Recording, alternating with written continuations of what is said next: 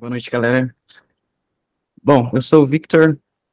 Hoje eu fui convidado pelo Gustavo para trazer um tema de uma das tecnologias é, mais robusta e performática hoje do mercado, que é o Flutter, né? Então, separei bastante conteúdo aqui para a gente estar conversando. Deixa eu abrir aqui a minha apresentação. Bom, então, o assunto... Tá dando para ver legal a minha tela aí? Tá. Compartilhamento, beleza. Então, o assunto que a gente vai estar abordando hoje é sobre Flutter, dominando o desenvolvimento cross-platform. A gente vai entender mais ou menos o que funciona essa questão de cross-platform e por que esse termo, esse framework híbrido hoje no mercado da Google. Antes de começar, tá, eu gostaria de fazer uma apresentação sobre mim. Meu nome é Victor, tenho 26 anos, sou aqui de Marília de São Paulo, tá? Já trabalhei em companies nacionais, companies internacionais, como aqui em Los Angeles, hoje atualmente estou no Rio de Janeiro, aqui nessa companhia da Nissan, e participei de infinitos projetos, bastante projetos, tanto no mobile, tanto na parte de desenvolvimento de software, aí na minha carreira até hoje. E caso alguém queira conversar, me chamar lá no LinkedIn, tá? É só me procurar lá pelo meu nome, que a gente baixa um papo melhor depois. Bom, eu vou ressaltar os tópicos que a gente vai estar vendo aqui hoje, tá? Então, tem bastante conhecimento e bastante informação numa só apresentação. Então, a gente vai ver a origem e evolução do Flutter, a introdução, por que ele é multiplataforma, o híbrido e cross-platform. A gente vai entender a arquitetura do Flutter, Flare, por que você utilizar no projeto de vocês, o crescimento disso no mercado hoje, né? Como está a questão de comparação entre todas as linguagens, tanto nativa, tanto híbridas, como que elas estão comparativas no mercado hoje.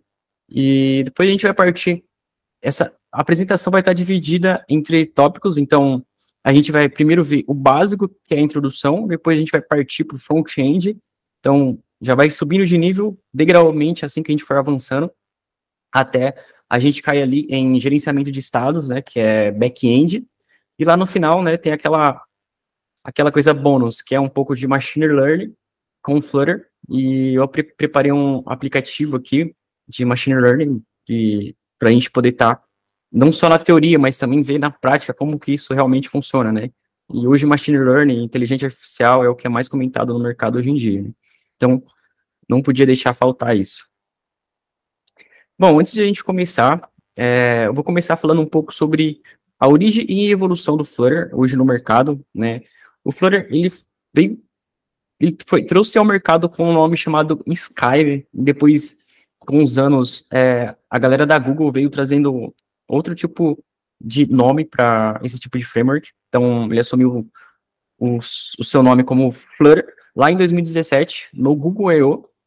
O Google I/O, ele é um evento da Google nos Estados Unidos, onde a Google divulga todo ano novas features, novas ferramentas, novas tecnologias para estar adequando no projeto de vocês. E um deles foi lançado o Flutter para a comunidade, né? E tem vindo crescendo conforme o tempo, né? Então, se a gente vê a evolução desde 2017, né, até o ano de hoje, você vê que sempre a preocupação da Google em trazer novas features para melhoria do framework, né? Então, você vê que a preocupação deles é bem, tipo, constante, né? O engraçado da Google é que quando eles inventam uma nova tecnologia, eles investem muito forte, tanto comunidade e quanto recursos para dentro desse tecnologia que você vai utilizar no projeto de vocês, tá? Então, essa preocupação da Google em constante atualização de novas features, isso é muito importante hoje. Então, por isso que hoje ele está em alta hoje no mercado, tá? Então, depois eu tenho um gráfico de demanda de linguagem de crescimento e a gente compara depois. Bom, aqui agora a gente parte para a parte da introdução, né? O que é o Flutter? O Flutter, ele é um aplicativo, como ele destaca, open source. Por que open source? Você pode ir lá no repositório do Flutter e fazer alguma modificação no código que você quiser. Então, seja, o Flutter é totalmente aberto para você fazer algum tipo de customização que você achar necessário dentro da engine deles, né? Então, ele foi desenvolvido pela Google, tá? Então, o Flutter, ele veio para tipo, a gente criar, resumindo para quem é leigo do assunto e não entende nada desse mundo, Flutter a gente cria aplicativos para celular, tá? E hoje no Brasil, o Brasil ele é o quinto maior país no ranking de gente que tem dispositivos celulares.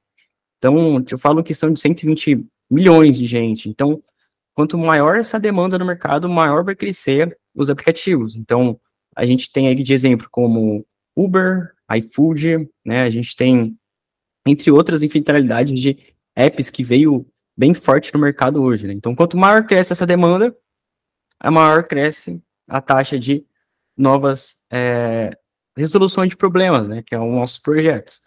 Então, o Flutter, ele é um open source, ele foi desenvolvido lá em 2017, utilizando a linguagem C Sharp, tá?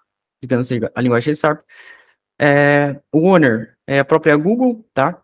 E eu coloquei a foto aqui desse rapaz aqui, ele é o Eric Seidel, ele foi o co-criador do Flutter entre 2017 a 2023, ele que esteve em toda a parte da liderança da equipe do Google, trazendo essas novas features que a gente tem até hoje.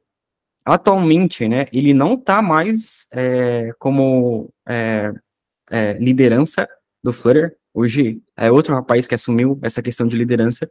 Então, se você vê, só seguir o Google Developers tanto no LinkedIn, tanto no YouTube, ou Facebook, você vê que hoje é outro rapaz que está assumindo a liderança do Flutter de engenheiros, né, de engineers da Google.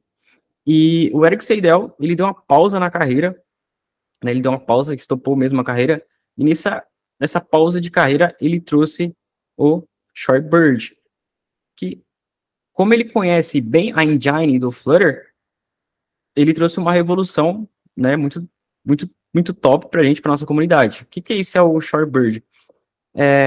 Ele faz deploy, como o próprio termo diz, instantâneo para os dispositivos. Então, ou seja, quando o usuário está lá com um aplicativo, e você lança uma versão, uma release para Apple ou para Play Store, o usuário precisa lá clicar em atualizar manualmente. Então, o Shorebird, ele já vai direto, instantaneamente, sem necessidade de intervenção humana do usuário. Então, ele trouxe essa ferramenta, essa feature, para como a gente está utilizando no Flutter. Então, mas hoje ele não é mais como lead atualmente, né? Mas ele vem trazendo essas questões de novas features novas, né? Então, por isso que eu ressaltei lá atrás. A preocupação da Google é muito forte, e aí com os engenheiros também, de trazer muita inovação, tá? E aqui a gente entra em multiplataforma, hybrid cross-platform.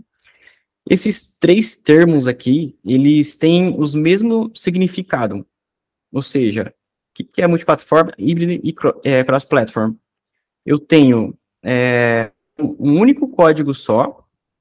Por que com um único código só? A linguagem que a gente desenvolve no Flutter, a gente utiliza Dart como back-end, tá? Então, ou seja, com um único código, em Dart, a gente consegue exportar a nossa aplicação para mobile, web, desktop e dispositivo como Mac, Linux, né? Isso é bizarro. Então, ou seja, com um único código, eu consigo reaproveitar isso para todos os tipos de dispositivo.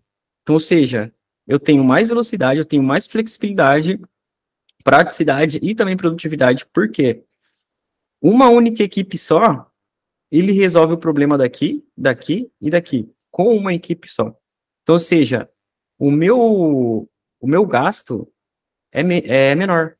Porque ao invés de eu ter um gasto para ficar responsável para a equipe daqui, daqui e daqui, com um único framework eu já exporto para todo mundo. Então eu tenho mais produtividade e também tenho mais praticidade e economia de dinheiro, tá? Então, por isso que a multiplataforma, ou híbrido, ou cross-platform, eles estão sendo muito mais valorizados no mercado hoje, porque economia de dinheiro para as compras, tá? E aí a gente utiliza o Material Design para a gente estar fazendo o front-end da nossa aplicação, tá? E aí aqui a gente entra na arquitetura do Flutter. Como que funciona a arquitetura do Flutter hoje? Bom, ele tem o seu framework Dart, né? Ele tem seu framework Dart. E aí a gente tem a parte do Material. O Material é a parte da UI, interface, de design. E a gente tem o Cupertino. O Cupertino, ele é uma UI de interface específica para iOS, para iPhone. Então, ou seja, mas isso aqui vai muito de regra de projeto. Tipo, se você quiser trazer um visual completamente igual ao iOS, você parte para o Cupertino. Mas você pode utilizar o Material e você utilizar para Android e para iOS. Então, eu consigo ter essa mesclagem no Material. Consigo reutilizar. Aí depois a gente tem a parte de widgets, tá? Hoje no Flutter a gente chama tudo de widget. Hoje tudo é widget, tudo é widget. Um container, uma row, tudo, a gente chama tudo de widgets. Depois a gente tem os seus renders, animation, padding, gesture, foundation. Animation é para você trabalhar com animação, tá? O Flutter suporta packages de animação, que a gente vai falar um pouco mais daqui a pouco. O gesture é que, por exemplo, quando você está desenvolvendo ali no back-end, você vê que ele tem a sua engine e sempre está identificando algum touch dentro da aplicação, né? Então ela fica totalmente ali identificando tudo que é gesture do usuário. E aqui ele tem a sua engine em C++, tá? Aí depois aqui a gente parte para o Flutter Animation.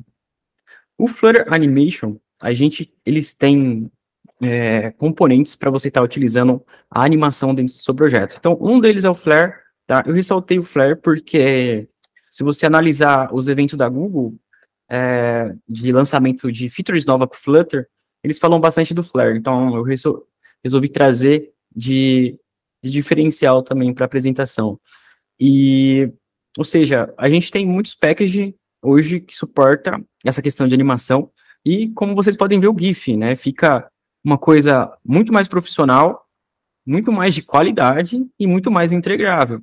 Porque quando você desenvolve um projeto, né, você não tem que pensar como um raciocínio de desenvolvedor back-end, você tem que pensar no lado do cliente que vai utilizar, do usuário final, né? Então, essa questão de trazer essas questões de animações traz uma visão de mais profissional, né? Então, eu consigo controlar tudo, tipo, até time que ele vai subir e voltar, eu tenho essas outras questões aqui também de animação, tá?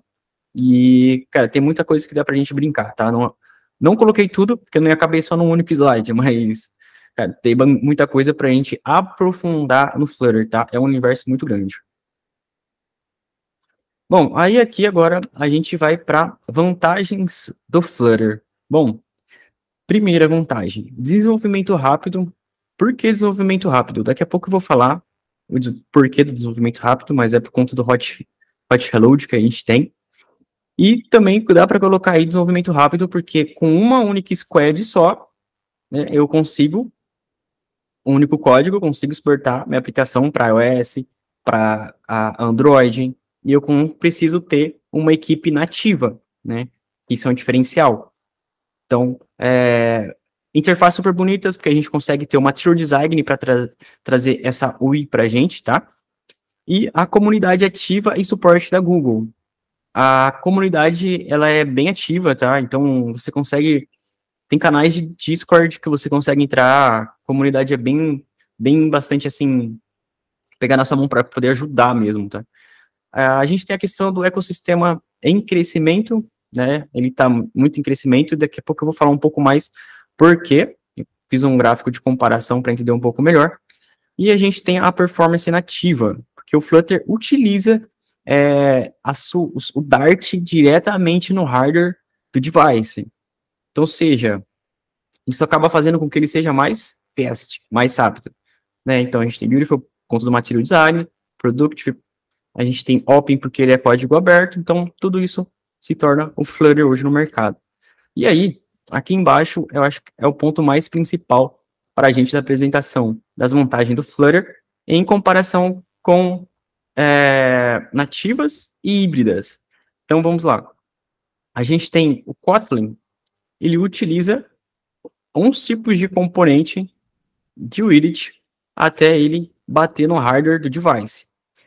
O Ionic, o Kotlin e Swift são linguagens nativas, né? Diferente que o Ionic, que o React Native e o Flutter. Esses três caras aqui são híbridos e aqui é só nativa, tá? Então, nativa às vezes acaba ganhando mais. A gente tem um mercado maior aqui. E aí o Ionic, ele utiliza WebView, Bridge, componentes, até bater no hardware. Olha o tanto de processos, né, que ele vai passando até bater no hardware do device. Então, aqui ele já perdeu performance, aqui ele já ganhou velocidade, porque até ele ir lá consultar uma informação na sua engine, já teve um delay aí pelo menos de 0,2 segundos, né? E a gente tem o React Native e o Xamarin, né? O React Native é do Facebook, o Xamarin é da Microsoft. Então, ou seja, os dois utilizam bridge, componentes até chegar no hardware. E o diferencial do Flutter, que o próprio Dart dele bate diretamente no hardware. Então, por isso que você vê hoje a comunidade em constante crescimento, porque ele passa a ser fast, mais rápido nisso, tá? Então, ele não utiliza nenhum outro tipo de componentes até bater lá na sua comunicação com o nativo, né? Tanto no Android e tanto no iOS. Bom, por que escolher o Flutter para o seu projeto? Primeiramente, criado e mantido pela Google, tá? Não pode criticar, tá? Que a Google é incrível para quando eles têm alguma ideia, eles investem muito forte. Então, você vê que tá em constante crescimento hoje no mercado. A gente tem mais de 170 widgets prontos para a gente ser utilizado. Então, esses widgets eu vou abordar daqui a pouco quando eu falar um pouco sobre front-end.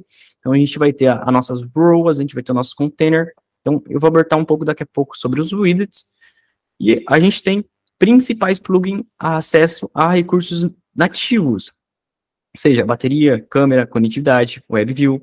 Então, a questão de conectividade, quando que a gente vai utilizar isso? Vamos supor que a gente está fazendo uma requisição para API, a gente precisa verificar se o device está com conectividade com a internet. Então, a gente utiliza quando a gente vai disparar alguns dados para o nosso servidor. Então, câmera, quem utiliza a câmera hoje? 66 Bank, para fazer a autenticação facial para você solicitar um cartão, né? E tem seu código Dart executado diretamente pelo aparelho, que é o que a gente tinha acabado de falar no slide anterior, e torna o seu processamento de hardware mais rápido. E aí ele tem a questão de alta performance, porque os seus apps rodam em 60 frames por segundo, devido o seu componente aqui do híbrido bater diretamente no hardware do device. Então ele acaba sendo mais performático nesse ponto, tá? Bom, então como eu ressaltei, né, que lembra que um dos pilares é o desenvolvimento rápido, esse aqui é o Hot Reload, esse aqui é o cara que torna toda a aplicação ficar muito mais rápida. Então, analisando o GIF aqui, né, vamos analisar junto, eu tenho o código aqui, que é o scaffold, esse scaffold é essa parte aqui de cima, e ele tem a parte center, que é essa parte aqui, e aí ele tem muda aqui, né, a variável para, ele tá clickAdd, né, ele inicia como clickAdd, aí depois ele altera para, pressiona o hot reload, e a alteração já reflete instantaneamente, em 0,5 segundos. Então, observa lá novamente que ele altera lá para outro tipo, e clica no hot reload, e já reflete automaticamente no device. O hot reload, quem tem esse tipo de comportamento é o Flutter e o React Native, mas os demais frameworks, você precisa parar a execução do projeto e buildar de novo. Acaba sendo um processo muito mais demorado. Você, nossa, tem que esperar buildar, instalar o APK, então acaba sendo um pouco mais demorado. Tipo, vou lá pegar um café enquanto builda. Então, não tendo hot reload faz com que o framework não seja produtivo, né? Não seja produtivo. Então, esse é um diferencial do Flutter, tá? Bom, aí aqui eu tenho as desvantagens. As questões da desvantagem, vamos para o primeiro ponto, tá ali. Aqui, de fato, não seria uma desvantagem, mas sim uma necessidade, tá? Igual eu ressaltei aqui.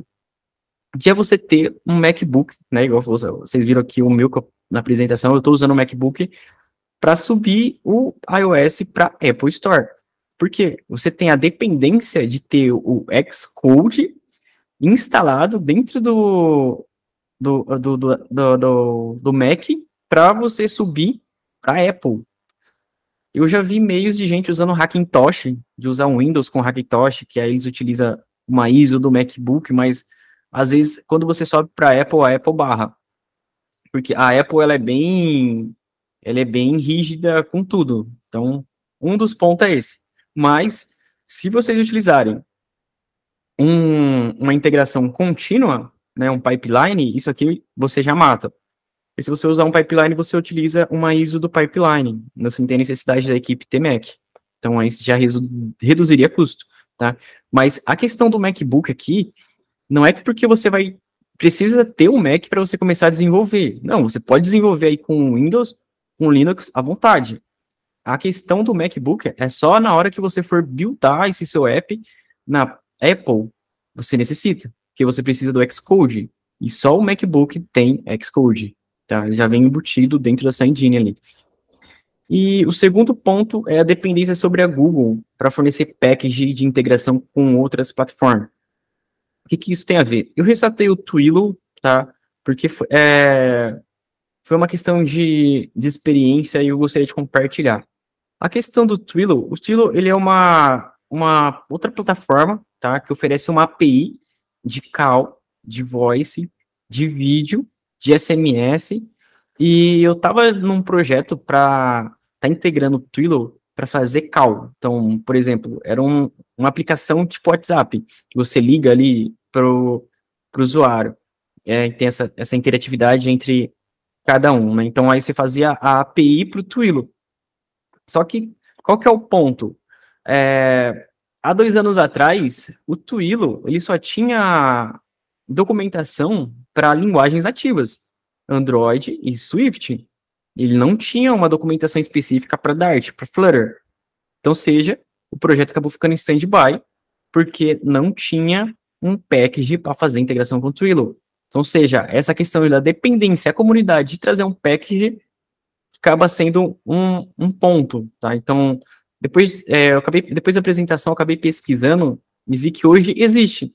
Então, seja, dependeu de alguém reclamar para a Google e a Google deve ter feito alguma parceria com a Twilio para trazer essa implementação para dentro do framework, né? Então, a gente fica nessa dependência também.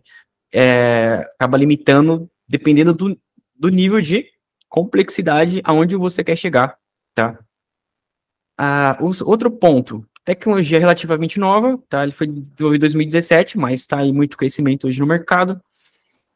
O outro ponto é a questão da curva de aprendizado, ela é maior do que as outras tecnologias. E essa questão aqui, a curva de aprendizado é maior, isso aqui eu coletei da comunidade, tá? Não anotei nada de abobrinha. Então, estava lendo alguns livros, então foi tudo de comunidade e ressalto de galera que já vem utilizando. A questão de curva de aprendizado maior vai muito de cada um, tá? Vai muito de cada um. Eu já vi gente falando que foi super tranquilo de se adaptar, já vi gente falando que foi super difícil, foi do caso aqui. Então, eu acho que vai dar da força de vontade e o foco, tá? Acho que é focar e se jogar. Bom, aí depois a gente tem o próximo ponto, que é lidar com dispositivos diferentes, né? Que isso aqui é uma coisa bem chata, porque tem device que não funciona. Mas isso aqui é uma necessidade, tá? E não uma desvantagem. Só que você acaba tendo esse tipo de... caindo nisso diretamente. Então, por exemplo, o que isso tem a ver e qual determinado cenário que a gente iria ver esse tipo de situação? A gente vai desenvolver um app, né? E tem devices que já é device de 2017, são devices antigos, são outros tipos de API. Nesse tipo de device não funciona. Então, há necessidade de estar adequando a cada dispositivo, né? Então, tem uns que não funcionam. Então, seria mais ou menos isso. Então, isso é uma necessidade e não uma desvantagem, porque você cai direto nisso. Bom, aqui agora a gente vai ver as empresas que utilizam Flutter hoje, né? Então, a lista é imensa, coloquei as mais principais, tá? Peguei essa foto aqui do evento da própria Google, tá? A própria do Google, do YouTube. Então, a gente tem aqui Alibaba, Baidu, né, as principais, eBay, Google Ads. Aí a gente tem New York Times, Nubank, brasileira. Aí, quem mais? Philips, Ubuntu. E outra cara que não tá aqui, que eu gostaria de ressaltar, que é o iFood. O iFood, eles utilizavam as suas tecnologias totalmente nativa. Então, aí eles resolveram investir no Flutter, porque já estava uma comunidade em crescimento, né? A Google estava trazendo, investindo forte, então eles resolveram investir no Flutter porque ele é uma plataforma híbrida, uma única equipe, e eu resolvo o problema de duas. Então, ou seja, para eles que era nativo, Android e iOS, para eles foi um ganho de custo, tipo, eliminou um custo, né? Então, hoje, atualmente, a iFood utiliza Flutter. Então, se você utilizar, fazer algum pedido lá, é tudo Flutter, né? Bem-vindo a Google, guys. É incrível. Alguém tem uma pergunta antes de eu... Posso prosseguir? Alguém queria falar alguma coisa? Eu tenho, você está falando, por exemplo, que no Nubank esses bancos utilizam o Flutter no aplicativo deles mesmo? Ou eles utilizam a Flutter de outra forma? Não sei. Não, eles utilizam Flutter no aplicativo dele mesmo. A Nubank, você falou, né? No caso do Nubank. A Nubank, cara, eles migraram totalmente pro Flutter. Foi uma coisa muito bizarra. Eles usavam, eu acho que nativo, acho que eles fizeram a mesma história do iFood, mas eles não comentaram por trás. Mas eles migraram totalmente pro Flutter. Tipo, deixaram o seu app, que era desenvolvido em outra linguagem. Na hora que viu que aquilo lá estava performando muito no mercado, eles investiram em Flutter. Então, tipo, o aplicativo da Nubank é inteiro em Flutter. Você faz Pix, você faz tudo aí, transferência, pagamento. Então, esse é o poder da Google. Bem-vindo ao universo. Alguém tem mais alguma pergunta?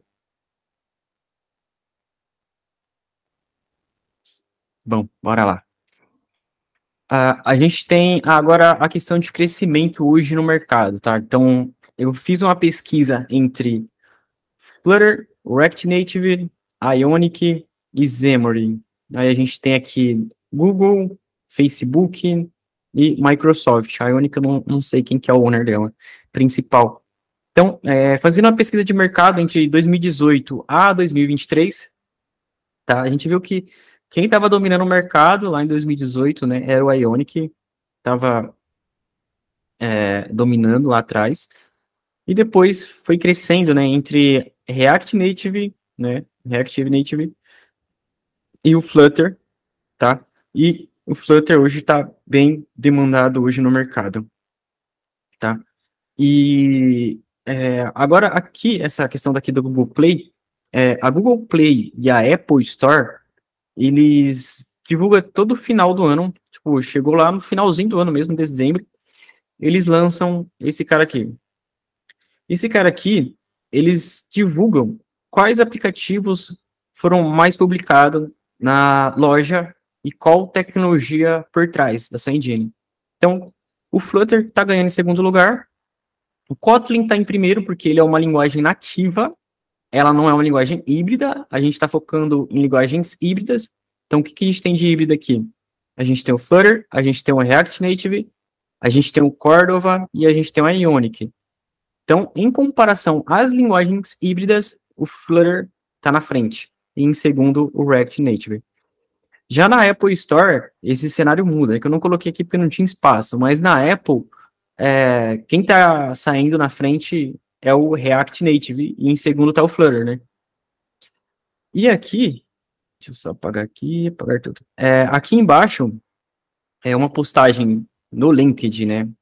Tipo, em uma escala, qual framework a galera hoje utilizaria no projeto deles, né? Então, de 282 votos, a gente teve 70% de votos no Flutter, 7% no React Native e Kotlin Multiplatform e Native Application. Então, seja, linguagens nativas e o Kotlin Multiplataforma.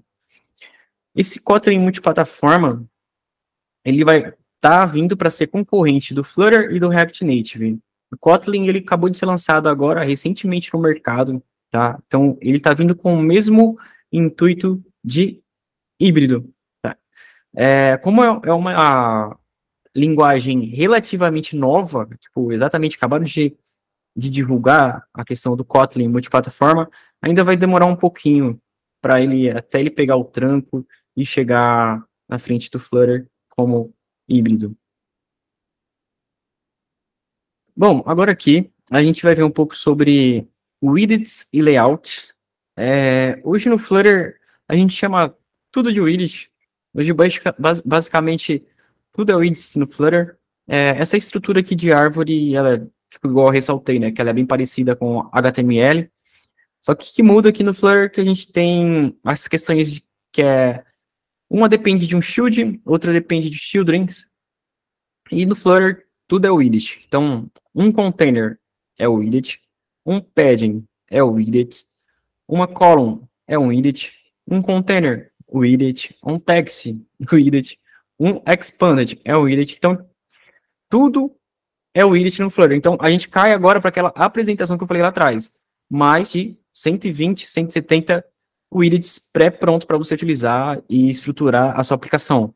Né? Então, como que funciona essa estrutura de widget hoje?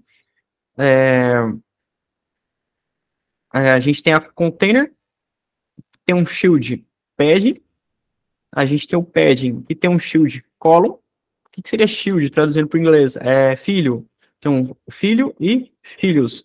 Então, o container tem um filho, o expanded tem um filho, e o list view tem childrens. Aí ele pode assumir vários filhos, né? Não é só 3, mas ele pode assumir N childrens, tá? E aqui agora a gente vai conhecer um pouco a parte de widget, né? Como eu ressaltei lá na questão de tópico, que a gente ia começar vendo a parte de front-end, vendo a parte de introdução, até começar a mastigar um pouco mais, tá? Então, esse aqui é o widget container. Então, o widget container eu tenho, pode ver, vamos analisar o código aqui. Né? Então, tem o return center, que vai ficar centralizado. Container é esse carinha aqui azul, que ele especificou que vai ser colors blue. E aí ele coloca um border decorations, border circular 50, para ele ficar, o container ficar circular. Isso aqui é front-end, tá? Então, observa que ele vai ficar circular. Olha lá. Então, em que momento que a gente utiliza isso, né? Vamos supor, sei, um Zap que utiliza Flutter hoje, aí, Nubank, iFood, vocês podem ver que tem uma imagenzinha na sua, tem a sua foto, embaixo tem esse círculo. Então, um caso de uso seria o container, né? Então, a gente utilizaria essa estrutura de código com sua imagem no meio, né? Então, um caso de uso de usabilidade é isso aí. E, bom, aqui agora a gente vai falar sobre columns e row. Isso aqui também ainda é front-end. A única diferença é que column na vertical, row na horizontal. Então, é bem parecido com a grid de Bootstrap, né? Parecido assim, entre aspas, né? É um pouco mais diferente. Aí a gente tem aqui, analisando o código, né? Então, eu tenho a column, row, eles podem assumir children, que são vários filhos, e esse aqui é o resultado esperado. Então, um se alinha na vertical e o outro resultado na horizontal, tá? Então, isso aqui a gente utiliza mais no front-end para construir layout. Então, quero colocar aquela foto no topo, quero deixar um exemplo de caso de uso que tem no Nubank, que é aqueles cards, né? Um debaixo do outro. Tudo é uma column. Aqui, uma column, uma row, com seus filhos, né? Bom, agora aqui a gente vai conhecendo os widgets, tá? Hoje no Flutter, a gente tem dois tipos de widgets, que é o stateful e o stateless widgets. O stateful widget e o stateless, para quem está iniciando no Flutter, tem muita dificuldade em entender em que momento eu uso um e em que momento eu uso o outro. Então, eu acho que essa imagem aqui ficou bem clara a explicação. Eu acabei pegando de um evento da Google, também do Flutter. E como que funciona isso? Vamos começar aqui pelo Stateful Widget. Analisando o caso de uso aqui do Stateful Widget, ele tem um card image com botão de deletar isso aqui é um cenário de um aplicativo, tem só lista de imagem e um botão para deletar, assim para os demais. E na hora que eu clicar nesse botão aqui de deletar, esse cara vai sumir da lista e esses caras aqui de cima vai passar a ser o primeiro. Aí ele vai ficando assim, reativo. Então, ou seja, o que eu tive aqui? Eu tive mudança de estado. Então, quando envolve mudança de estado, ele acaba sendo um stateful. E quando não envolve mudança de estado, ele é um stateless, porque ele é uma página estática. Simplesmente é só um front-end. É só um design, mais nada. Ele não tem interatividade do usuário. O usuário vai precisar colocar aquele item no carrinho e finalizar, efetuar o pagamento Pix, né, Mercado Pago, integração com a API. Ele não precisa. É só front-end, só layout. Então, acho que quando a galera está começando, a galera júnior, né, eles têm essa dificuldade de entender qual momento eu uso um e qual momento eu uso o outro. Toda vez que você cria uma classe no Flutter, você sempre começa com stateless. E se você tiver alguma ação de mudança de estado dentro daquela sua classe, o Flutter automaticamente ele vai te alertar para você mudar essa classe para stateful. Então, não precisa ter dificuldade, porque o próprio Flutter, a própria engineer vai te ajudar a mudar o seu estado. Tá? Bom, agora aqui a gente parte para gerenciamento de estado, aí já saindo da parte de introdução, crescimento de mercado, front-end, agora a gente vai entrar na parte de back-end, que é a parte mais confusa, tá? Vai ficar um pouco mais confusa, e a parte que eu adoro. Caso alguém tiver alguma pergunta referente aos outros slides, tá aberto aí.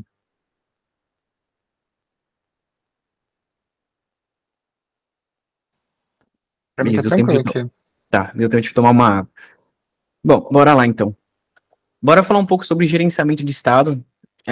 O gerenciamento de estado, agora que a gente já parte para a parte de back-end, agora que começa a ficar um pouco mais confuso, tá?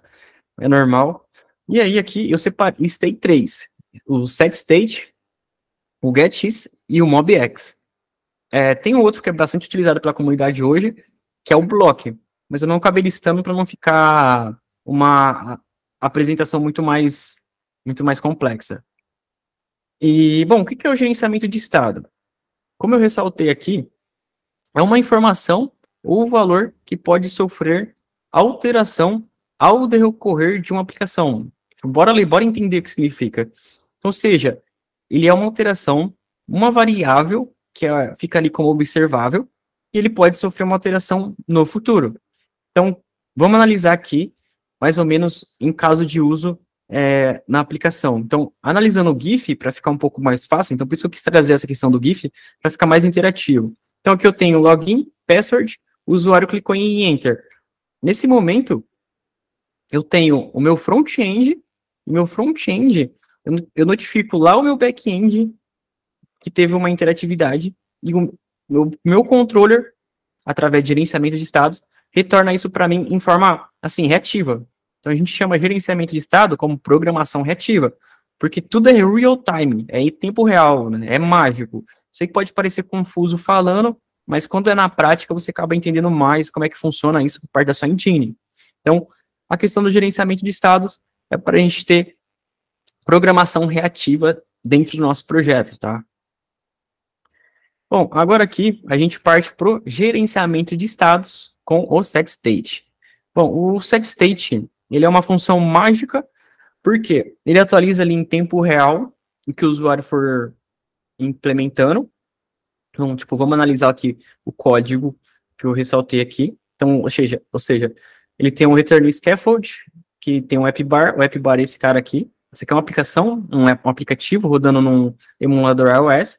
Então, eu tenho o meu appbar, que é aquele cara ali de cima, e eu tenho o meu center column, que seria esse cara aqui, e aí eu tenho o flow action button, que seria esse botão azul, que ele tem um onPressed. No momento que ele for clicado, ele vai acionar a função increment counter, que é essa função aqui, e essa função increment counter, ele vai mudar o estado da variável que inicializa com counter igual a 0. Então, ou seja, olha o setState aqui, mudando o estado dessa variável. Então, ressaltando o que a gente tinha falado ali no slide anterior, ele muda o estado da variável. Então, olhando para cenário real, enquanto a gente iria utilizar, observa aqui, parando de olhar código e olhando aqui, observa que quando eu vou clicando aqui, ó, dentro da minha aplicação, ele vai auto-incrementando. Porque ele está dando counter mais, e quem está recebendo essa variável é esse widget aqui. Então, lá ele recebe essa informação aqui do meu back-end. O setState, ele é uma função nativa do Flutter, tá? Então, você pode utilizar à vontade. Só que qual que é um dos problemas do setState? Ele redesenha toda a estrutura de widget, a árvore de widget. E o que é isso, redesenhar toda a estrutura da árvore de widget? É ele retornar da linha 11 à linha 29 toda a estrutura de árvore de widget para atualizar uma variável. Então, ele atualiza tudo para atualizar um dado, né? E aí, conforme a comunidade vai crescendo, a gente tem o getX, que o getX é o diferencial dele, que ele não vai redesenhar toda a sua árvore de widget. Então, já é um diferencial do setState. Ele vai atualizar apenas o que você colocou como observável. Então, o getX a gente utiliza hoje, na maioria dos projetos hoje na companhia que eu estou atualmente, tá? A gente utiliza bastante, tanto o getX ele traz rota, ele traz variáveis observáveis, tá? Então, a gente utiliza para tudo. Rota, a gente utiliza hoje deixar variáveis observáveis. E um ponto que eu não poderia deixar passar é que vocês observam aqui que o getX, ele tem 100% de popularidade lá. Essa aqui é a página oficial do package, tá? Que é o PubDev, que você acessa lá. E aí ele tá com 100% de popularidade. Então, eu recomendo para vocês sempre pegar o projeto de vocês que tenha o máximo de popularidade possível. Então, 80% para cima. Por quê? Quanto mais popularidade esse package for, mais ele já sofreu melhorias de exceptions que a galera vai mandando, de issues, né? Então, quanto mais popular, eu recomendo para vocês trazerem o projeto de vocês. E como funciona o getX? Pode ser que fique um pouco confuso, tá? Então, o getX ele vem com gerenciamento de estado, dependência e rota. A gente tem no getX o gerenciamento de estado reativo e o gerenciamento de estado simples. Esses dois exemplos aqui, é o gerenciamento de estado simples. E eu não consegui trazer o reativo para não ficar uma coisa muito gigante aqui na apresentação, tá? Então, ou seja, como que funciona o simples? Eu tenho o meu controller e o que interessa para a gente aqui é só esse método aqui embaixo, que ele fica verificando o momento que foi clicado lá no aplicativo, no botão de submit. Então, em que cenário que eu estava utilizando isso daqui? Isso foi até num projeto recente. Que cenário que eu estava utilizando isso? É uma página que ele faz um filtro, ele pesquisa ali, e ele tem um botão para clicar. Então, no momento que ele clica no botão, ele aciona o meu back-end, que aí ele passa a variável clicked in submit, ele passa a ter o valor true, e o update é que ele vai alterar, de fato, a variável observável, e lá no front-end eu consigo pegar isso sem atualizar a página. Isso é muito, por isso que eu falo, é programação reativa. Então, sem atualizar a página, eu já consigo a informação assim, ó, em passo de mágica, no back-end ali mesmo. Por quê? Porque eu utilizo um Stream Builder que fica fazendo essa verificação, né, na fila, e então acaba sendo uma coisa bem mágica e bem complexa. Aí, se for true, ele faz a busca para a API dos dados, senão mostra um componente de filtro vazio, tá? E comumente utilizar a questão de reativo e simples. Isso vai muito da necessidade do projeto. Tanto reativo, tanto simples atende a necessidade. Porque qual que é a necessidade da gente? Gerenciamento de estado. Simples resolveu? Resolveu. Então, vai muito de necessidade de squad para projetos, tá? Bom, agora aqui a gente parte para gerenciamento de estado com MobX. Então, a gente já viu o getX, setState. O MobX, ele também tem 100% de popularidade, tá? E, bom, vamos lá para a parte introdutória dele. Bom, o MobX, ele é o mesmo conceito do getX, tá? É só um cara terceiro, concorrente, né?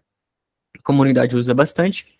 E o MobX, eu recomendo ele, tipo, se você for do desenvolvimento web, mexer com algum, tipo, JavaScript, ele é legal para, tipo, se você é desenvolvimento web, você cai para Flutter. Então, eu recomendo fortemente você utilizar o MobX, porque ele utiliza as mesma estrutura do JavaScript. Como que funciona?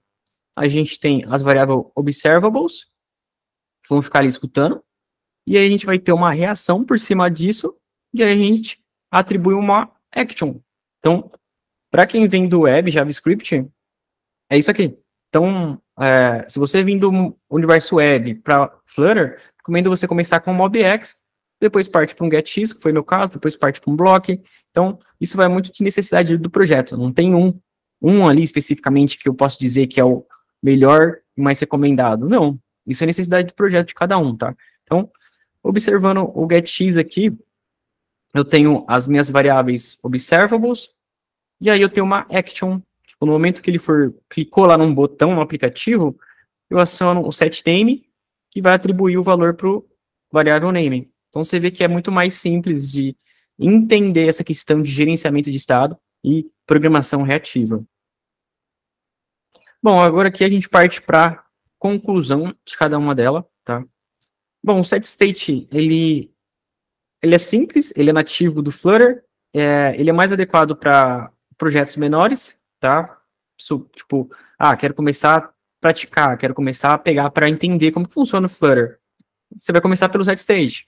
Agora já entendi o setState, agora eu quero trazer uma coisa mais performática em interatividade de dados, uma coisa mais reativa, parte com o MobX, depois parte para um GetX.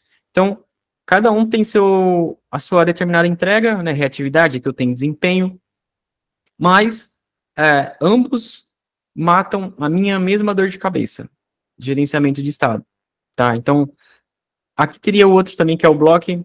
Então, tem muita gente que fala, tipo, não, tem que ser só block, não, tem que ser só GetX, não, tem que ser só MobX. Tipo, não, vai na necessidade do projeto. Parte com MobX, vê como é que fica a arquitetura com MobX, parte com GetX em outro projeto, só para entender como é que funciona. Não, vamos começar um outro projeto? Vamos começar no block, para entender como é que funciona cada lado da moeda, porque cada um entrega o mesmo resultado, só que com ideias diferentes. Alguém teria alguma pergunta antes de começar para CI/CD?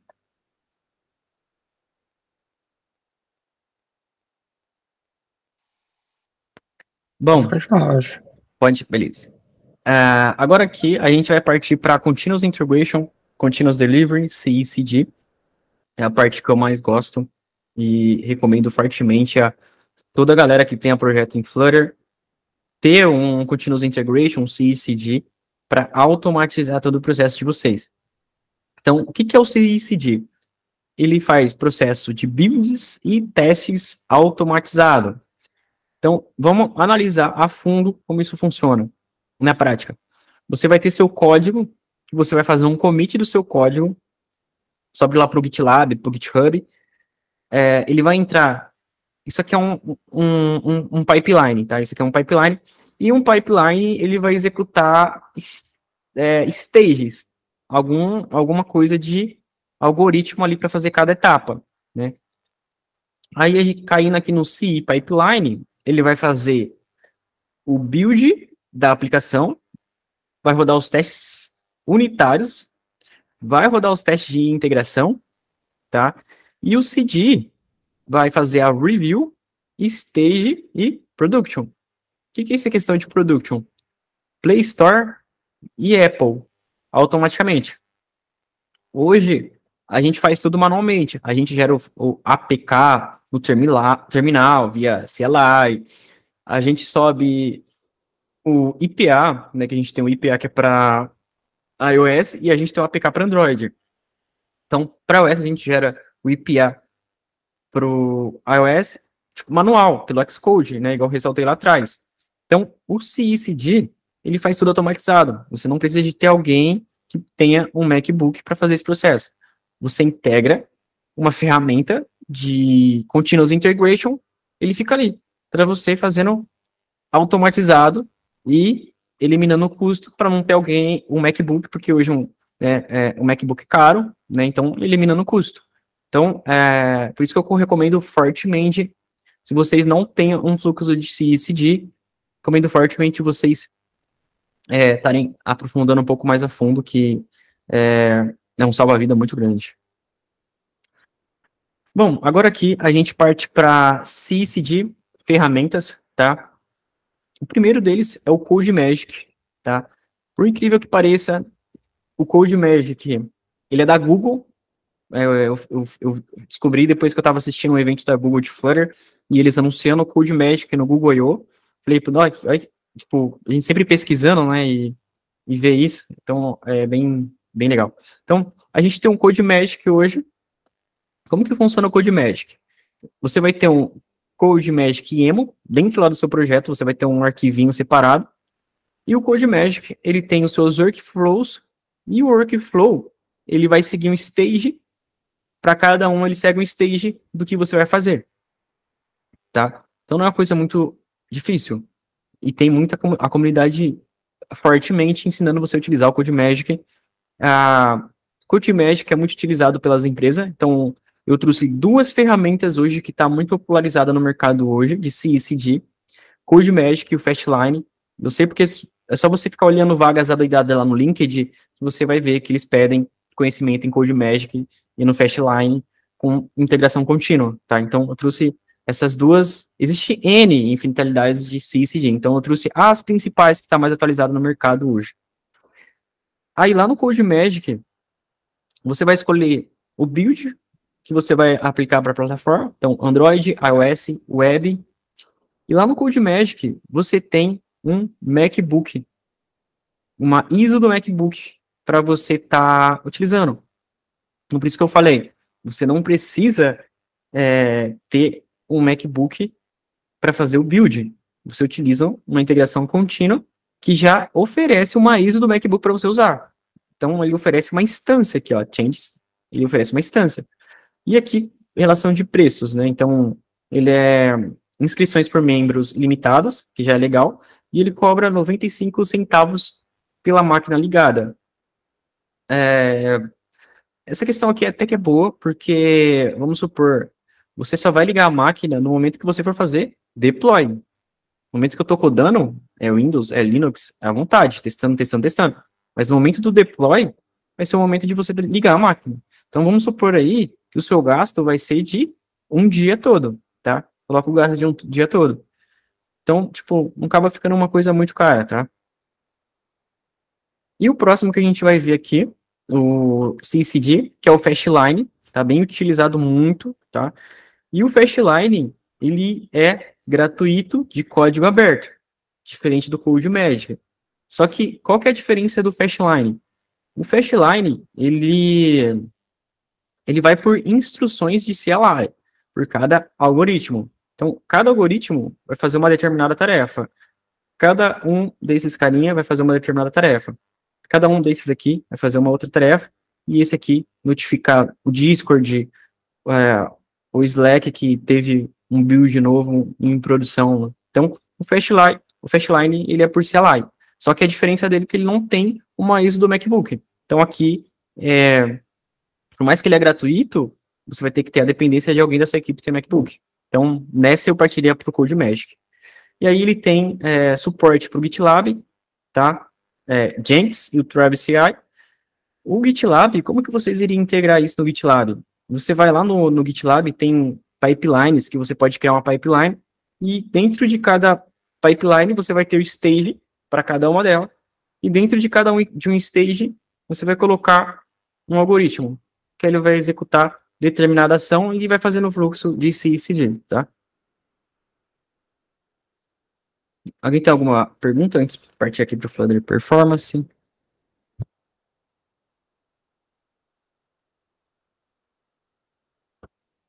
Bom, vamos falar um pouco sobre Flutter Performance. Como que a gente performance hoje tem performance no Flutter. Se você não prestou atenção, agora eu recomendo que você preste, que vai ser bastante importante para você estar tirando como boas práticas, né? Então, se você quer se tornar um desenvolvedor bom, a gente sempre está por trás de boas práticas de código. E tudo que eu trouxe aqui não foi nada inventado, eu peguei tudo de documentação do CodeMagic, de livro e de palestra da própria Google desses mesmos feeling. Então, vamos bora lá. Bom, um dos primeiros que ele diz é para você não utilizar, quando você vai criar um componente, né, para quem que é do universo do Flutter, vai entender. Quando a gente está criando lá aquela estrutura gigante de código, a gente quer que aquilo lá vira um componente, para não ficar um arquivo muito gigantesco. Então, a gente deixa como componente que ele vira um método, né? Então, ele recomenda você não utilizar isso daqui, ele recomenda você utilizar como classe e retornar, tá? Classe tem um return. Porque você vai economizar alguns ciclos de CPU. Isso aqui serviu até para mim, tá? Porque, eu não vou negar, eu sempre utilizei como método em todo o projeto. Bom, o segundo aqui é você utilizar const sempre que possível, né? Porque você pode economizar memória, né? Então, um exemplo aqui, né? Uma variável é igual container, e aqui embaixo, const container. Só de você deixar como const, ele economiza mais memória.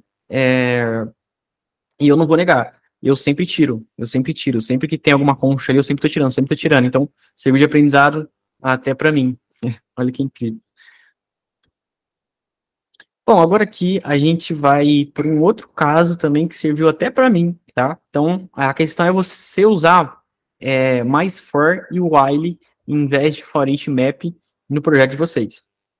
Eu não vou negar, hoje no projeto da gente, a gente utiliza muito for each, tá? Tipo, para pegar requisição de API, a gente percorre só com for each.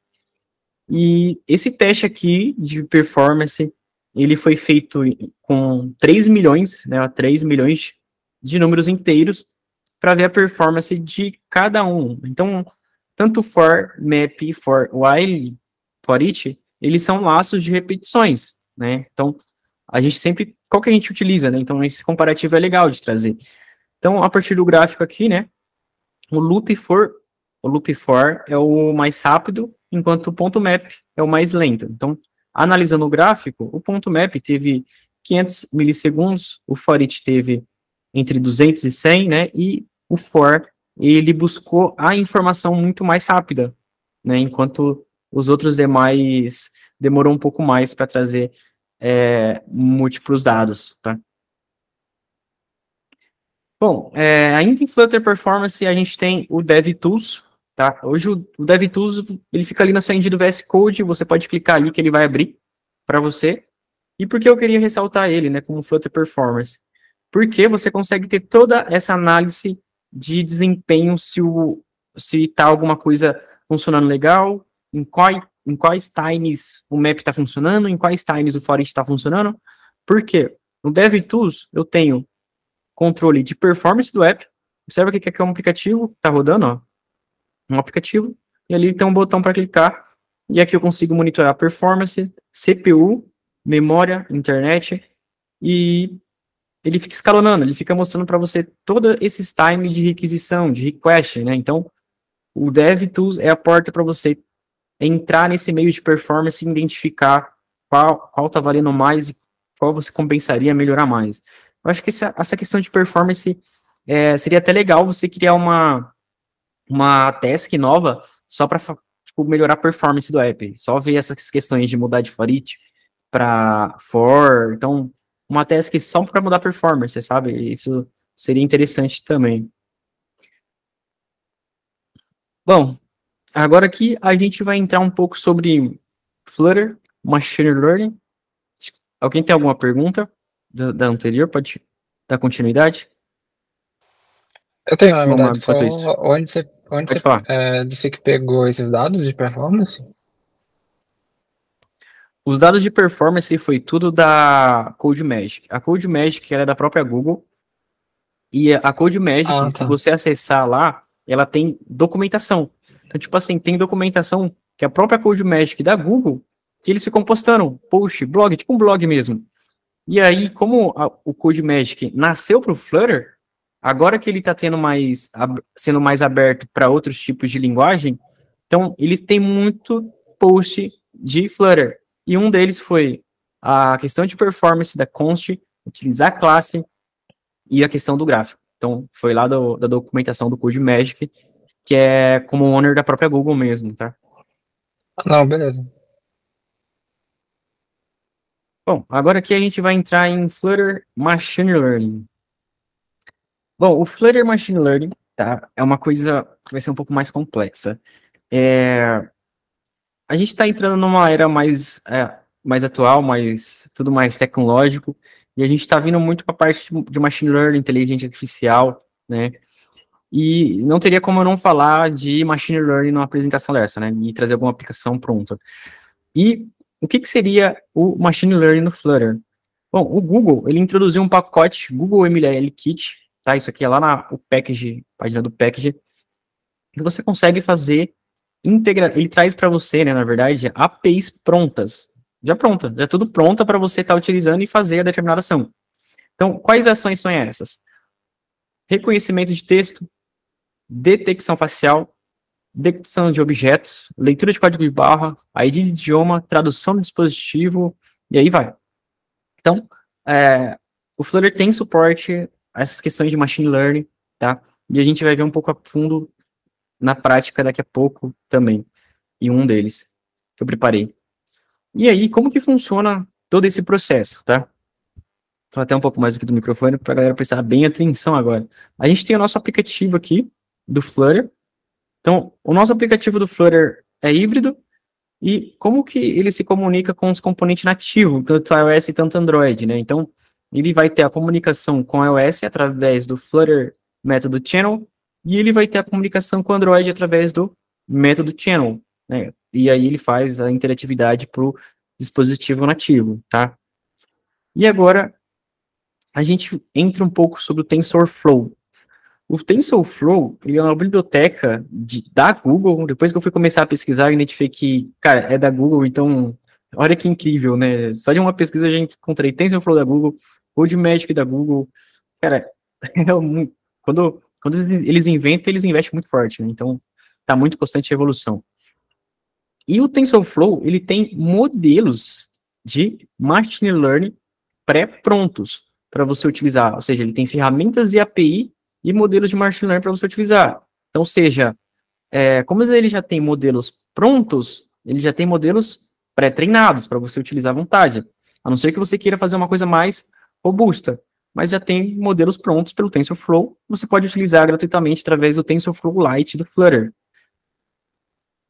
Aí aqui que a gente entra na parte mais principal, que é ver um pouco na prática. Eu criei um aplicativo para apresentação. Deixa eu só logar entrar aqui, deixa eu só conectar meu celular. Então, eu criei um aplicativo para apresentação. Deixa eu colocar aqui. Pixel Picture. Dá para aumentar isso, será? Dá. Beleza. Então, eu criei um aplicativo para apresentação de Machine Learning, para a gente não só ver a teoria, mas também sim na prática de como isso funciona, tá? Então, isso aqui é o meu celular, tá? Ó, meu celular, normal, estou compartilhando a tela dele. E aí eu tenho esse app chamado Face Out Flutter. Acho que a transmissão está um pouco devagar, né? Então, agora foi. E aqui eu tenho criar conta ou fazer login. Então, vamos supor que eu vou criar a minha conta aqui. E aqui eu tenho a câmera, né? E eu tô com o meu detecção facial aqui. Então, eu vou digitar meu nome.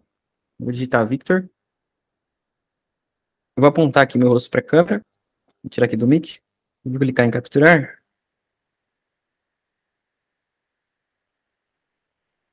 Aí, foi. Então, ou seja, eu fiz reconhecimento facial, ele já criou minha conta com a meu Face. E agora eu vou fazer login. De novo, vou clicar ali para fazer login. Vou clicar o nome do usuário que eu acabei de criar. E vou autenticar meu rosto. Logou o usuário na sessão. Então, seja, ele está lá na home, lá, boa noite, a home, e aqui eu posso sair ou deixar ele fazer o fluxo normal do aplicativo. Então, eu posso voltar aqui em sair, volta lá para a tela de login de novo. Então, isso aqui é um modelo de detecção facial, utilizando... Deixa eu voltar aqui para minha caneta, aqui, essa caneta é muito Muito foda. Então, utilizando MLKit do Google e o TensorFlow, dá esse resultado. E a detecção facial, né, que a gente acabou de ver. E como isso funciona no back-end? É claro que a estrutura é um pouco maior, tá? Um pouco maior, mas então eu só trouxe a parte final ali. Ou seja, eu tenho um modelo já pré-pronto do TensorFlow. Eu pego o modelo já pré-pronto dele, coloco ali, ele está pegando aqui do meu arquivo, e já coloco um modelo pré-pronto junto com o MLKit. E ele já faz essa interação de detecção facial. Então, ou seja, essa reatividade de detecção facial está tudo em comunicação com o TensorFlow. Toda essa questão de analisar rosto, verificar se realmente é esse usuário que está logando, é realmente o mesmo que criou a conta, é o TensorFlow. Então, um exemplo disso. Vamos lá, vou clicar aqui em criar a conta. Observa que eu não vou colocar nada, só vou colocar minha mão aqui em cima, vamos ver lá. Aí, coloquei minha mão, não coloquei meu rosto. Olha lá, ele automaticamente já me acusa que nenhum rosto foi detectado. Tentar novamente, vou lá para a tela de login novamente. Então, seja, essa comunicação está com o TensorFlow. É o TensorFlow que está fazendo essa validação e retornando um true para você no back-end, tá? E em que momentos, em quais cenários, né, que a gente vai utilizar esse tipo de padrões? Desbloqueio o dispositivo, a gente vê no WhatsApp, né, no WhatsApp você consegue desbloquear só com Face. A gente tem a autenticação de aplicativo, que é permitir ele logar, criar conta, só com autenticação facial. A gente tem pagamentos, então, em qual cenário seria pagamentos? Vamos supor lá no Nubank. Você vai fazer o Pix para alguém e vai pedir sua autenticação facial para comprovar que realmente é você, o proprietário, que está realmente fazendo o pagamento, né? Então, você tem controle de acesso, você tem processo de solicitação de cartão de crédito, 66 Bank, ou seja, quem já passou pelo 66 Bank, só para solicitar um cartão você precisa autenticar a sua face e ter a autenticação facial lá também. Evitar fraude, tá? Só que um dos pontos eu evitar fraude porque você realmente comprova que aquela pessoa é o proprietário daquela determinada conta, né? Daria para utilizar até em momento de login, né? Tipo, se eu quero usar usuário e senha ou a sua autenticação facial. Seria um exemplo. E outro ponto é que, por exemplo, quanto maior você coloca esse tipo de modelo de aprendizagem no projeto de vocês, maior precisa ser a segurança de vocês nesse fluxo. Então, em cada um desse fluxo, você vai ter que ter uma segurança mais dramática. Por quê? E se o cara mal intencionado colocar a foto do usuário na frente? Então, tipo, tem todo caso de uso e todo estudo por cima, né? Não é só implementar e ser feliz, putz, fiz uma baita transformação. Não, mas e a segurança, né, dos dados? Bom, para quem quiser o código-fonte, tira um print da tela, tá? E é esse aqui o código-fonte que eu disponibilizei lá no meu repositório do Git, para quem quiser dar uma olhada como é que ficou o código-fonte desse aplicaçãozinha aqui. Vocês baixam lá, tá público, tá? E Mas seja compartilha feliz. com a gente. Acho que o Sim. Marcelo tinha levantado a mão. Levantou a mão? Foi. Pode perguntar, perdão. Essa questão aí que tu fez o login agora, ele retorna sei lá, um token do rosto para aí você salva em algum lugar e você busca, ou o package tá fazendo tudo? Ele já tá vendo teu rosto e tu não tá tendo que salvar o dado, tipo, em lugar nenhum. Não, não tá sendo, mas você pode ter esse tipo de manipulação. Você pode ter, mas você vê o tráfego deles passando. Por quê? Essa comunicação é com TensorFlow. Essa comunicação de autenticar a autenticação facial vai ser autorizada pelo TensorFlow. Então aí você verifica na request o que ele está passando lá para o TensorFlow para o reconhecimento estar ok. Aí você consegue, como você consegue ver o log, você consegue, eu quero ter o controle disso num banco de dados interno do app. Você consegue ver esse log, dessa comunicação entre TensorFlow e o Flutter, e você salvar isso no banco de dados seu interno, tá? Você pode. Eu, por exemplo, poderia salvar isso no Firebase da vida e fazer um app, tipo, funcional mesmo. Salvar o rosto dele para ele fazer o login e lá botar, tipo, dados dele. Sim, Sim, se você for pensar no Firebase, eu não recomendaria você utilizar o ML Kit. Recomendaria você utilizar o FL Kit com o TensorFlow, que é um outro componente da Google para você fazer a interação do Firebase com o TensorFlow. Então, tipo, o seu objetivo final é o Firebase. Então, ele tem um outro package que ele oferece muito mais recurso do que o ML Kit. Então, depois dá uma pesquisada depois no FL Kit, se eu não me engano. Ou digita Firebase Machine Learning, Flutter. Você vai ver que ele tem a própria kit dele para estar mexendo com o TensorFlow. Aí já vem muito mais conteúdo. Entendi. E esse from asset aí, desse interpreter, que eu imagino que é do package, esse mobile facenet .tflight aí, ele já tá em um repositório, já tá pronto isso, ou tu que cria? Como faz para ter um projeto? Na verdade, esse from assets aqui, e esse nome aqui, .tflight, ele tá lá na raiz do projeto. Tipo, na raiz do projeto ele tem um arquivo Mobile FaceNet. Esse arquivo Mobile FaceNet é na raiz do projeto. Tem uma pasta chamada Assets. Eu joguei esse arquivo lá dentro. E esse arquivo é do TensorFlow. Porque o TensorFlow, ele já tem modelos pré-treinados para você estar utilizando. Então, estou reaproveitando algo que já foi estudado e pesquisado e acoplando dentro do meu projeto. Então, esse Interpreter from Asset, ele está buscando um modelo de aprendizado do TensorFlow para poder fazer a comparação do usuário. Então, tipo, tá tudo em volta do TensorFlow, até banco de dados. Caralho, foda. E eles já é disponibilizado para usar free esses modelos? Aí só baixa e joga no projeto? Para começar, sim. Ele tem algumas APIs já prontas, mas o nome dele é TensorFlow Lite Flutter. A versão Lite é a versão que eu utilizei aqui, porque é uma versão menos robusta, então você não consegue ter acesso tipo, essa gama aqui que eu passei de lista de ferramentas, né? Então, por ser Lite, ele acaba ramificando um pouco mais a questão de acesso. Aí depois é pagando mesmo em dólar. Entendi, da hora. Beleza. Qual que é seu nome? O meu, Marcelo. Respondido, Marcelo, tudo certo? Aham, tudo certo. Beleza.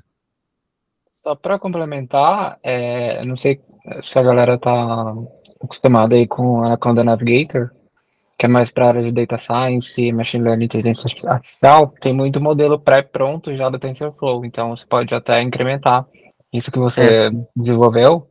Tem muito modelo já pré-pronto, então, tipo, pré-treinado, então você pode até depois incrementar, isso eu achei bem legal, assim. E essa questão essa questão que você falou de não colocar uma foto na frente e reconhecer, já tem alguns modelos dentro do Anaconda Navigator pré-treinados, alguns modelos, para que ele faça, não pegue, tipo, eu não sei direito sem explicar, mas papel, que ele foto, no caso. Para que ele reconheça, tipo, a profundidade pela câmera, sabe? Então, daí Entendi. Não é uma foto, entendeu? Tem algumas coisas assim. Vou deixar o link aqui no chat. Cara, que legal. Tipo, o TensorFlow, ele vai muito mais além, né? Tipo, igual o Gustavo falou. Então, além de ter no Flutter, a gente ter esse tipo de comportamento, a gente vai muito mais além. Então, ó, um cara de data falando do TensorFlow. Então, você vê que, tipo, não é só voltado para o mundo do Flutter, mas sim para todos os tipos de tecnologia que a gente tem hoje, né? Legal. Pode dar o play? Mais alguma dúvida, gente? Pode continuar. Bom, agora aqui a gente já parte para a parte mais de novidade e novidades da própria Google. Então, estou compartilhando com vocês aqui um projeto da Google chamado IDX. Então, ou seja, eles acabaram de anunciar, observa que o print que eu tirei, tipo, fazia 1 hora, isso acho que nem semana passada, acho que foi esse final de semana, né? Então, eles estão anunciando emuladores Android e iOS simulados diretamente pela web. Olha isso, que incrível, cara. Então, ou seja, igual eu ressaltei aqui, né, hoje em dia lançar aplicativo significa navegar num mar de infinita complexidade, né? A Google sentiu essa dor. Então, ou seja, a gente tem o Android Studio instalado aí na máquina de vocês, para a gente estar usando os emuladores do Android, que já é muito pesado, né? Muito, já não é tão levinho assim. A gente tem um Xcode para iOS e você tem a necessidade de ter um MacBook para testar no iOS. Então, tipo, a própria Google sentiu essa dor, então eles iniciaram o projeto chamado Project IDX. Então, é uma nova iniciativa da própria Google, então, por isso que eu falo, ela para novas features, novas ferramentas hoje no mercado, tá uma coisa muito incrível, tá? E tá vindo muita inovação legal. Então, o que é esse IDX? Você vai digitar lá idx.google.com e você vai ter lá integrado dentro do seu browser, tipo o VS Code embutido mesmo. Tipo o VS Code para a gente estar podendo codar. Ele vai estar lá dentro do browser e aqui ele vai estar emulando o emulador da iOS, emulador do Android à vontade. À vontade. Então, tipo, hoje, para quem vem do mundo de Flutter ou React Native, né, o IDX vai ter suporte a React Native, Angular, Next.js, Flutter, Vue.js, Go, Python, GitHub, essa aqui eu não conheço. Então, ele vai ter suporte a esses tipos de linguagens de programação para a gente estar fazendo a emulação direta pelo browser. Um ponto mais crucial mesmo que eu vejo é mais a galera de mobile. Eu não vejo muito a galera de web, então, tipo Next.js, Angular, como uma pedra no pé. Por quê? Para a gente que é do mundo mobile, tipo Flutter ou React Native, a gente tem que ter esses caras aqui instalados na nossa máquina. O Android Studio é muito pesado para a gente estar fazendo as questões tudo para Android. A gente tem o Xcode, que também é muito pesado para a gente emular para iOS. E a necessidade de ter um MacBook para testar na iOS. Então, através do web, você já consegue ter essa interatividade. Então, esse é o projeto IDX da Google, tá? Está sendo idealizado por eles.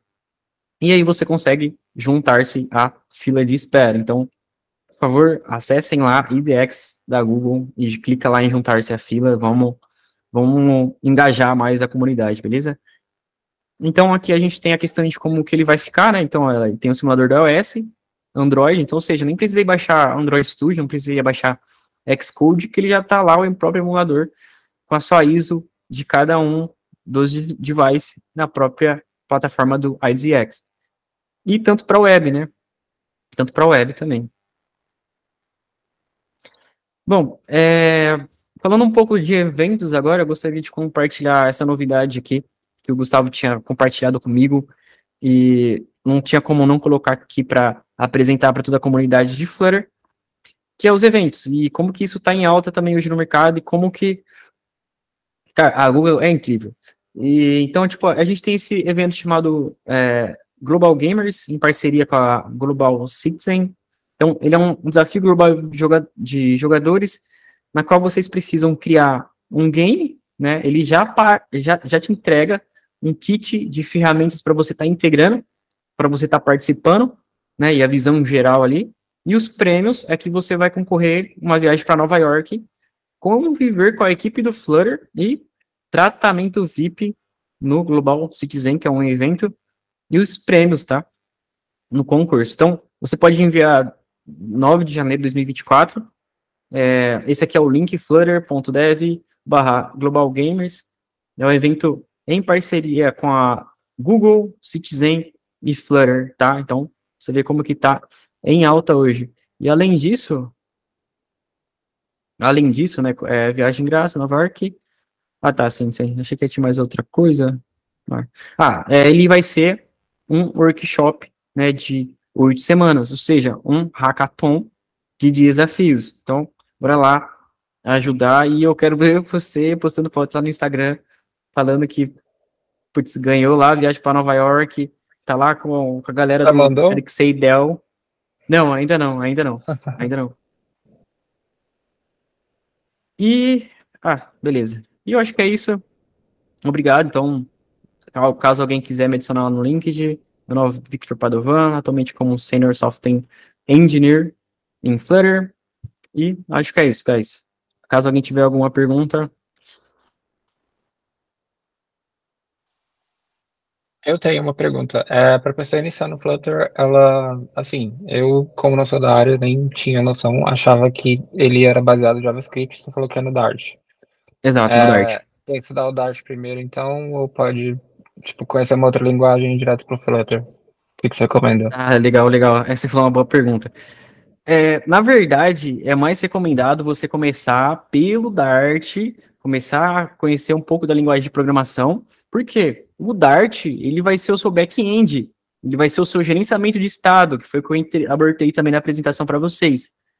Enquanto o Flutter, ele vai servir mais para criar a sua interface, sua UI, os seus material design. Então, é mais recomendado você começar pelo Dart, tá? Porque você vai ter noção de back-end, lógica, regra de negócio, beleza?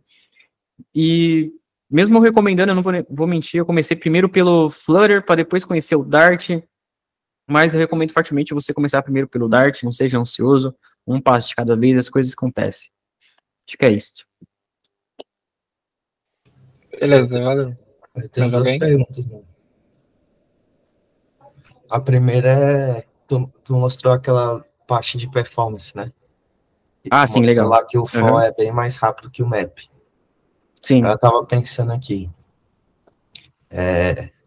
tem aquela, por exemplo, eu busco os dados de uma API, né? Aí ele vai vir o JSON e, sei lá, tem um model, lá dentro tem o nosso from JSON, né? Sim. E aí eu quero retornar uma lista. Aí o JSON vai vir uma lista lá de maps, né? Que a gente tem que converter. Isso. Aí a gente usa o from JSON e retorna a lista que a gente quer. Sim. Beleza.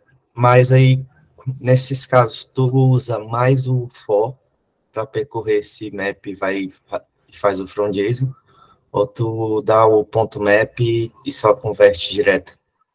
Legal, bom ponto. Porque tu falou isso, aí eu pensei, é mais performático, né? Só que o map, ele tem menos linha de código. Tem menos Aí eu linha de fiquei código. com essa dúvida agora. Sim, legal. Boa pergunta. Essa questão, eu não vou mentir. Hoje, nos projetos da gente lá, a gente só utiliza, eu mesmo, né, no back-end, eu só utilizo for each, para você pegar esses dados da API e converter para um JSON ali. Só for each. Depois de pegar essa documentação da própria CodeMagic, que é um post da própria Google, e eu vou começar a adequar agora tudo para for, que já era um ponto que a gente utilizava, só ficar um pouco mais complexo, né, igual você acabou falando. Mas, já que o objetivo é melhorar a performance, eu não vejo problema em questão de ser um pouco mais complexo, né, eu acho que o ponto mais principal é mais em performance, né, e não facilidade de programação, tá? Show. É A isso. outra pergunta que eu tinha era de responsividade. Como que tu faz? Eu geralmente tô apanhando ultimamente com isso. Por exemplo, o Android tem 1 milhão de tamanho, né? Aí eu tô usando o Media Query. Tipo, eu sim. pego o tamanho e faço, tipo, o tamanho do Media Query vezes E você vai adaptando. 0.2. Só que eu não sei se é a melhor forma. Legal. Não, sim. É a melhor forma até hoje. Por que é a melhor forma até hoje? Teve uma vez que surgiu um desafio da gente tá trazendo responsabilidade para todos os projetos. E, como todo dev, em Flutter, a gente já vai correndo para o PubDev para procurar algum package específico para a gente estar adaptando às nossas necessidades. E tipo, você acha um monte de package de responsividade, só que, tipo, é uma coisa muito complexa, uma coisa muito, sabe, não... Seu objetivo, vamos melhorar, vamos utilizar Media Queries. A gente utiliza Media Queries para tudo hoje. Por quê? Eu consigo chegar mais fácil no resultado, tipo, um language X, um argt Y, e eu consigo fazer o cálculo dessa proporção. Então, eu consigo chegar num resultado melhor com os Media Queries. Então, Se a pergunta é se eu tô caminhando no caminho correto, você tá muito mais correto, tá? Beleza, valeu. Mas alguém tem alguma pergunta?